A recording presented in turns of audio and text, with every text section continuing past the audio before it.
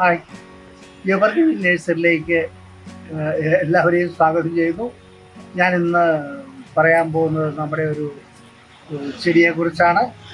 കാമേലിയ എന്നൊരു ചെടിയാണ്. ഇതിൽ മുട്ട് വിരിയുന്ന ഭാവമൊക്കെ നേരത്തെ ഞാൻ പറഞ്ഞിരുന്നു. മുട്ട് വിരിഞ്ഞിട്ട് എനിക്കൊന്ന് 1-2 മാസത്തിന് മുകളിലായി മുട്ട് വരാൻ തുടങ്ങിയിട്ട്.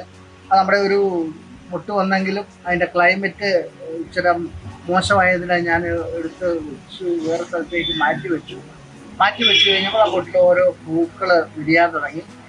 വളരെ മനോഹരമായ പൂക്കൾ കണ്ടാൽ നിങ്ങൾ ഓർക്കും ഇത് തുണി കൊണ്ടോ അല്ലെങ്കിൽ പ്ലാസ്റ്റിക് കൊണ്ടോ ഉണ്ടാക്കി വെച്ചിരിക്കുന്ന പൂവാന്ന് നിങ്ങൾക്ക് തോന്നും. അതുപോലെ മനോഹരമായിട്ടാണ് ഇത്. നിങ്ങൾക്ക് ശ്രദ്ധിച്ച് നോക്കിയാൽ അറിയാം, റോസപ്പൂവായിട്ടും തോന്നും, തുണി ഉണ്ടാക്കിയ പൂവായിട്ട് തോന്നും, എങ്ങനെ വേണേൽ കൂട്ടാം. പിന്നെ മുട്ടുകൾ ഇതുപോലെ നിറയെ മുട്ടുകൾ, ഞാനിത് ലാസ്റ്റ് കാണിച്ചു തരാം. നിറയെ മുട്ടുകളുണ്ട്. ഒരെണ്ണത്തെ 4-5 മുട്ട, അതെല്ലാം പൂവായാലും അത് കുറേ ദിവസങ്ങളോട് നിന്നേ അത് പോവുള്ളൂ. ഇതുപോലെ തന്നെ ഇതിൻ്റെ വേറൊരു ചൈനയുടെ ചെടിയുണ്ട്. പക്ഷെ അത് മുട്ട് വന്നിട്ട് പൂ അങ്ങ് വിരിഞ്ഞില്ല. അത് ഞാൻ ഇവിടുന്ന് സ്ഥലം മാറ്റി വെച്ചിട്ടുണ്ട്, ഇച്ചിരി തണുപ്പൂടെ വരാൻ വേണ്ടി മാറ്റി വെച്ചിട്ടുണ്ട്.